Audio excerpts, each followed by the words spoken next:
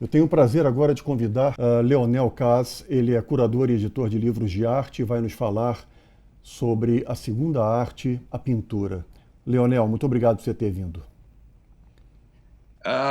Logo que o Ricardo falou comigo, a primeira coisa que me surgiu foi uma frase de Clarivaldo Prado Valadares, crítico de arte, que nos ajudou a fazer um livro muito importante chamado Albert Ecault. Ecault foi um pintor de Maurício de Nassau que veio junto com Franz Post ao Brasil em 1620. Era a tentativa de fazer o Brasil holandês no Recife. E Ecault pintou cerca de 20 grandes painéis sobre os tipos brasileiros, sobre os escravos, os reis do Congo, todos os personagens que ele encontrou naquela época. E o Clarivaldo escreveu uma frase que serviu de epígrafe ao livro e que nós usamos ela, eu gosto muito de falar dela até hoje. Uma coisa é saber da história segundo os historiadores. A outra coisa é vê-la com os olhos que a viram. Então, vê-la com os olhos que a viram é a função dos pintores, dos artistas, e até o advento da fotografia, de todos aqueles que buscam exprimir as angústias, os sentimentos e as realidades visíveis de sua época. Então, nós vamos agora seguir aqui, começando a nossa projeção de imagens. A primeira delas é a dança exatamente dos índios Tarariú, não tem muito a ver com o nosso tema, mas foi um dos mega painéis pintados pelo Albert Ecault. Essas obras todas se encontram no Museu Nacional de Etnografia de Copenhague, na Dinamarca. Bom, até o advento da fotografia, há cerca de 160 anos, toda a história se contava pelo traço, pelo desenho, pela pintura ou por outras formas de representação. Vejamos que a nossa primeira letra do alfabeto advém da cabeça do boi, em pinturas rupestres. Ou seja, a letra A, ou Aleph, em hebraico, significa exatamente boi. A própria escrita é uma representação, portanto, pictórica. Letras são imagens, pinturas com as quais nos acostumamos. Mas vamos a uma delas, mais ampla e tumultuosa, uma barafunda de palavras e ideias. É o grande tríptico do holandês Hieronymus Bosch, A Tentação de Santo Antão, que se encontra no Museu de Arte Antiga, em Lisboa. Foi pintada entre 1495 e 1500, ou seja, no mesmo momento em que desembarcavam no Brasil as caravelas de Cabral para o seu processo predatório e desumanizante de trazer gripes e outras doenças a esse território da além-mar. A partir daí, além da submissão do indígena e depois do negro, o Brasil viveu uma verdadeira pandemia que dizimou milhões de nossos habitantes nativos. Mas voltaremos a esse tema no final. O que interessa aqui é o tríptico de Bosch, que mostra o piedoso eremita Santo Antão submetido a todas as tentações e torturas. O mal espreita em cada canto. Eu creio que o imaginário da época estava bastante povoado pelas lembranças da peste negra, a primeira epidemia conhecida em território europeu ainda nos anos de 1300 e todas as pestes sucessivas dos séculos XIV a XVI. Acreditava sempre no milagre da cura por meio da religiosidade. Mas o curioso é que os quadros de Bosch, apesar de girarem em torno das cenas de Cristo ou de algum santo, são sempre alegorias sobre até onde vai a insensatez humana, a mesma dos dias de hoje. Acredito que Bosch era uma espécie quase que de Da Vinci. No que esse foi premonitório na ciência, Bosch foi nas artes, antecipando o que seria o expressionismo e o surrealismo 400 anos depois, nos primórdios do século XX.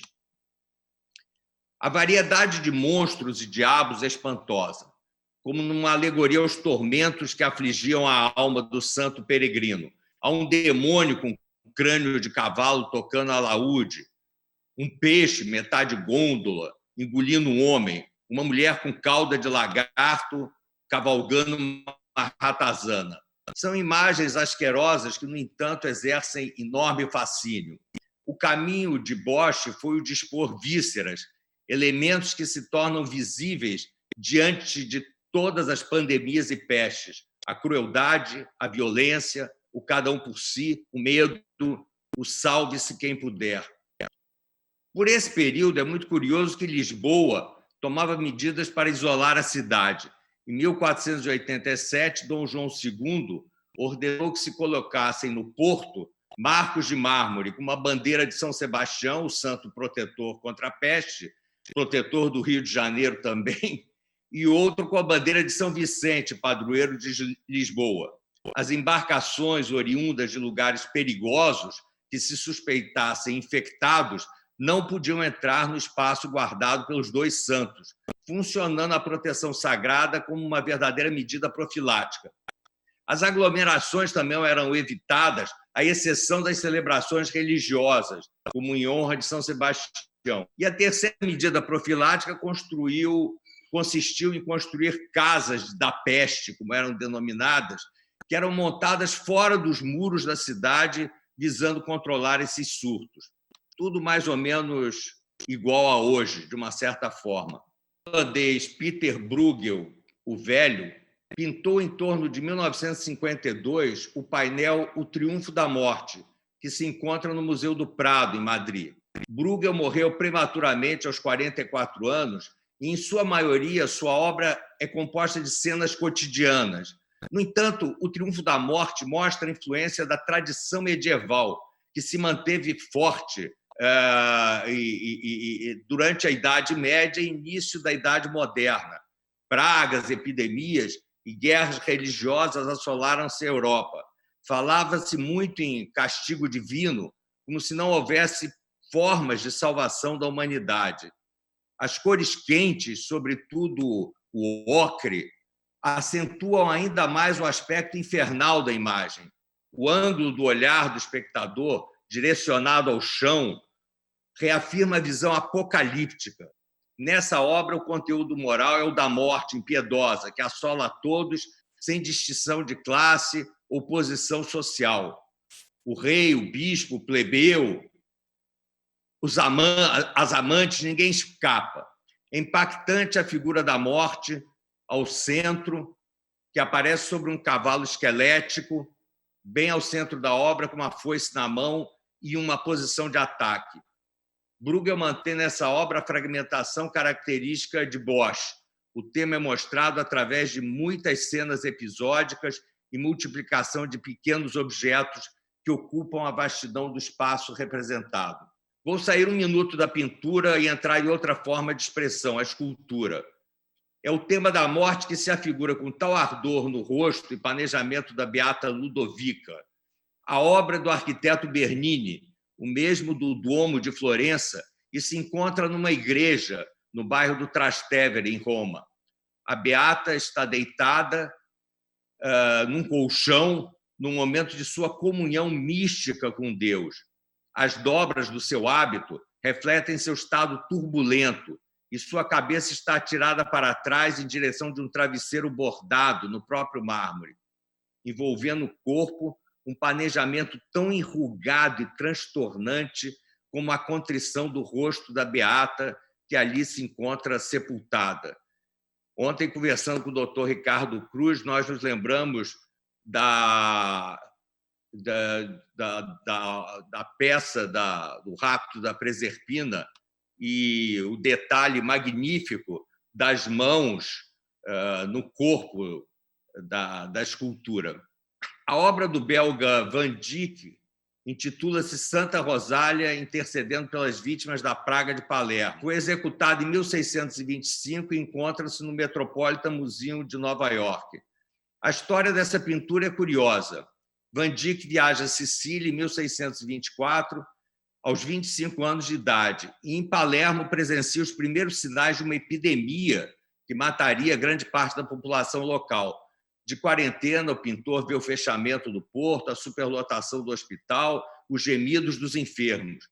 Nesse exato momento, um grupo de franciscanos encontra numa caverna próxima uma pilha de ossos que poderiam ter pertencido a Santa Rosália. As relíquias são então carregadas em peregrinação pela cidade e, ao que consta, a epidemia teria diminuído. Os cidadãos da Sicília passaram a cultuá-la como salvadora da cidade. Santa Rosália é retratada com os olhos arregalados pelo êxtase, envolta pela luminosidade e pelos querubins. Aqui não se trata de uma pintura, mas de uma curiosidade médica de grande impacto visual. As indumentárias dos doutores que tratavam de epidemias e que mais tarde foram objetos de uso no Carnaval de Veneza. No século XVII, os médicos que cuidavam das vítimas se vestiam dessa maneira que as protegiam da cabeça aos pés, incluindo máscaras que tinham a aparência de um longo bico de pássaro. Segundo consta, os profissionais usavam essas máscaras com um composto de mais de 50 ervas. Tinha pó de carne de víbora, mirra, mel e canela. O Dr. Delorme foi o primeiro a difundi-lo na França e pensou que a forma do bico de máscara, o bico de pássaro, proporcionaria o tempo suficiente para o ar ser absorvido pelo composto protetor, antes de atingir as narinas e, posteriormente, os pulmões. E assim os doutores se protegeriam dos ares infectados da peste bubônica. Egon Schiele, Viena, 1905, ele conhece o imponente pintor Gustav Klimt, que faz dele o seu protegido. Schiele abandona os estudos acadêmicos e cria com o grupo Nova Arte uma expressão para se libertar do conservadorismo e explorar o corpo e a sexualidade. Ele acabou se envolvendo com mulheres menores a quem retratava e a polícia acabou confiscando grande parte de suas obras. Em 1915, ele se casa com Edith Rams e 3 anos depois, a Edith, grávida de 6 meses, passa a ser uma das 20 milhões de vítimas da gripe espanhola na Europa. Egon Schiele morreria 3 dias depois da pandemia.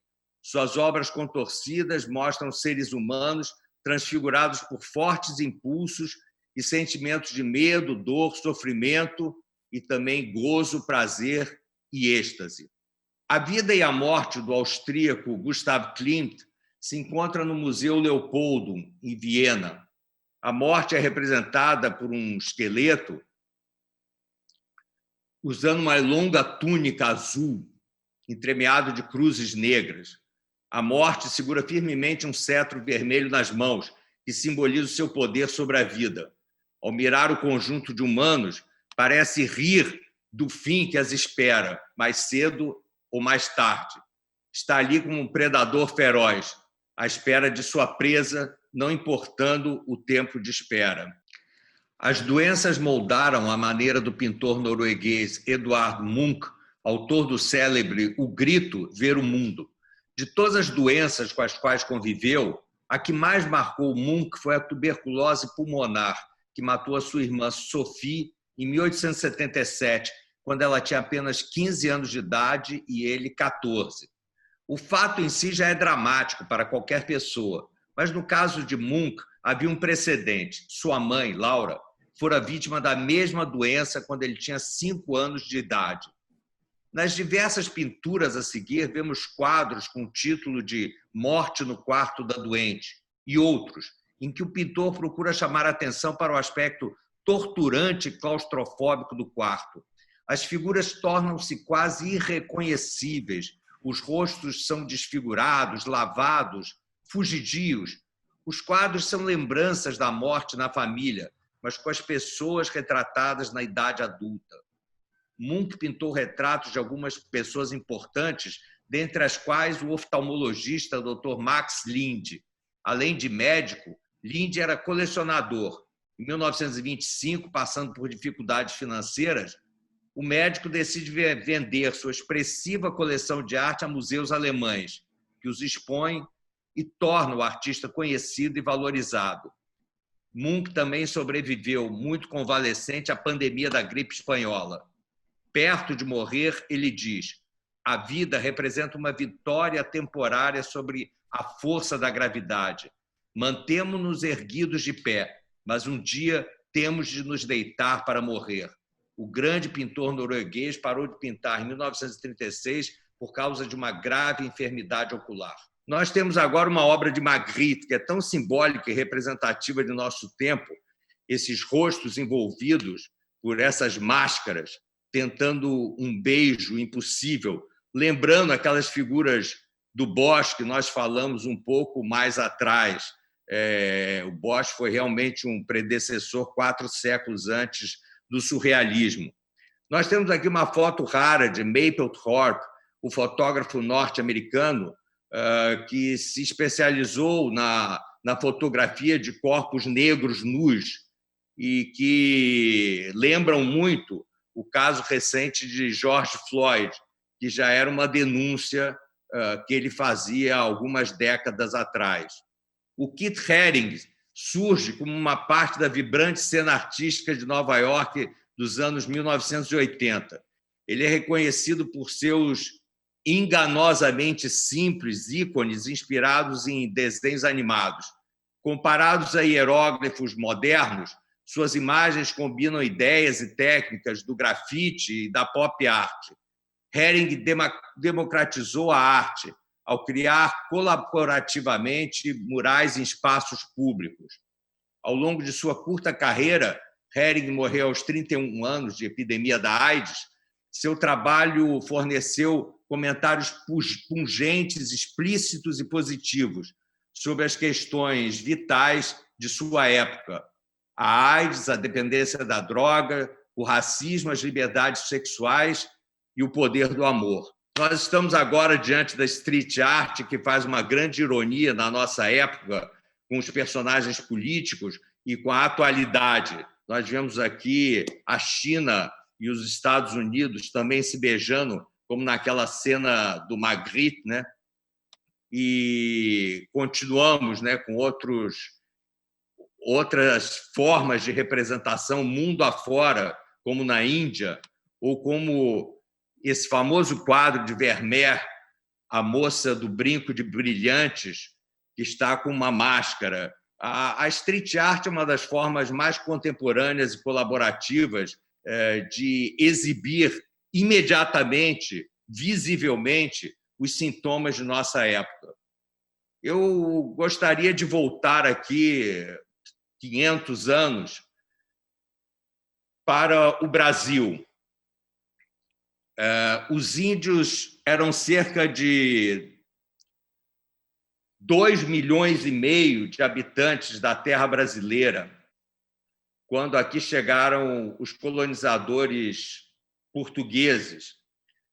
E apenas 10% deles, até 1.600, sobreviveram às varíolas, às gripes e a outras doenças. É muito curioso que o jornalista Washington Novaes falou uma vez uma frase que me toca muito.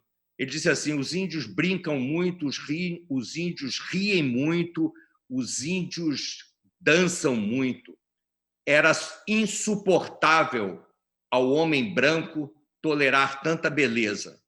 Eu acho que os saberes indígenas, hoje em dia representados pelo Krenak, que é uma das pessoas mais brilhantes de nossa época, precisam voltar a ser entendidos e compreendidos, inclusive dentro do campo médico. Eu venho aqui ao tema dos negros e da escravidão, que é também uma tragédia médica. O Gilberto Freire, autor de Casa Grande Senzala, publicou um livro precioso, que ele fez uma grande pesquisa sobre classificados, sobre venda de negros em jornais. E lá a gente descobre que esses negros eles simplesmente existiam até 20 e pouquíssimos anos de idade, por causa das condições de perversidade, péssima alimentação e insalubridade com que atravessavam da África e vinham até aqui no Brasil. Nós temos aqui uma imagem, pulando já para o Carnaval de 1876, uma imagem de Ângelo Agostini, em litografia, mostrando a foice da morte ceifando vidas, o vírus da febre amarela, que, curiosamente, contrariando a medicina e tanto quanto hoje, provocou pensamentos contrários, né? O senador Bernardo Pereira de Vasconcelos, ministro também da época, disse que estou convencido que tem se apoderado da população um terror demasiado grande e que a epidemia não é absolutamente danosa. Quem diria, né? Esse é um anúncio que me fascina muito, publicado num jornal, um texto de jornal, falando da influenza espanhola, ou a gripe espanhola, que recomendava muita higiene, dormir com as janelas abertas, desinfectar diversas vezes ao dia a boca e as narinas, limpar os intestinos. A epidemia ataca de preferência os organismos predispostos. Não há motivo para ter medo. Mesma coisa que nem hoje. Eu trouxe aqui apenas um pintor brasileiro, é o Portinari, Cândido Portinari, que nasceu em Brodowski, neto e filho de imigrantes italianos e com grande influência do muralismo mexicano de Siqueiros e de Orozco, do México. Ele, quando ganhou o prêmio de viagem em 1929 para Paris, no Salão Nacional, ele escreve uma carta, a Carta do Palaninho, que ele diz assim: quando voltar, eu quero pintar aquela terra com aquela gente e aquela cor. Essa sequência de obras, de painéis monumentais que está no MASP de São Paulo, mostra exatamente os retirantes, a criança morta e o enterro na rede. Em 1947, numa homenagem recebida em Buenos Aires, o Cândido Portinari fez um discurso no qual ele dizia: esse mundo melhor virá quando todos os artistas, mesmo os que careçam de uma ideologia política determinada, se unam e chorem frente aos acontecimentos que afligem os povos. Não é possível ficar indiferente ante as guerras monstruosas, as epidemias e as misérias propagadas em todos os pontos cardeais. Portinari é um representante daquele Brasil esperançoso que olhava para diante, depois dos fins da Segunda Guerra se aproximando. Era a geração que fez brotar Tarsila e Di na pintura, Niemeyer, Lúcio Costa na arquitetura, Sérgio Buarque e Gilberto Freire na interpretação do Brasil, Graciliano Ramos, Jorge Amado e a meninota Raquel de Queiroz na literatura, Caymmi, Nelson Rodrigues. O Brasil que finalmente olhava. Esse poema de Vinícius de Moraes é de 1946 e ele participa da mesma geração e começa dizendo, é um poema de Natal, evidentemente que ele fala do Cristo. Ele diz assim: para isso fomos feitos, para lembrar e ser lembrados, para chorar e fazer chorar, para enterrar os nossos mortos. Por isso temos braços longos para os adeuses, mãos para acolher o que foi dado, dedos para cavar a terra. Para isso fomos feitos, para a esperança no milagre, para a participação da poesia, para ver a face da morte. De repente, nunca mais esperaremos. Hoje, a noite é jovem. Da morte, apenas nascemos, imensamente. Bom, agora eu volto aqui. Essa palestra é sobre pintura e pandemia, e como provou o Picasso, tudo que é arte é atual, ou seja, tudo que o homem foi capaz de plasmar em estética e beleza permanece com uma atualidade espantosa, não importa a época em que foi criada. O que não conseguimos ainda controlar, permitam-me, os senhores doutores, a digressão e a apropriação do tema, é a epidemia moral de nossa época, em que 2.153 pessoas bilionárias detêm a mesma fortuna, se é que podemos chamar de fortuna, de 4 bilhões e 600 milhões de pessoas. Não há aqui nenhum proselitismo, mas a verdade é que essa desigualdade social está sendo exposta nessa pandemia da forma mais nua e crua. Realmente, da morte apenas nascemos imensamente. E eu espero ardentemente que possamos renascer ou ter um novo renascimento para uma sociedade mais justa.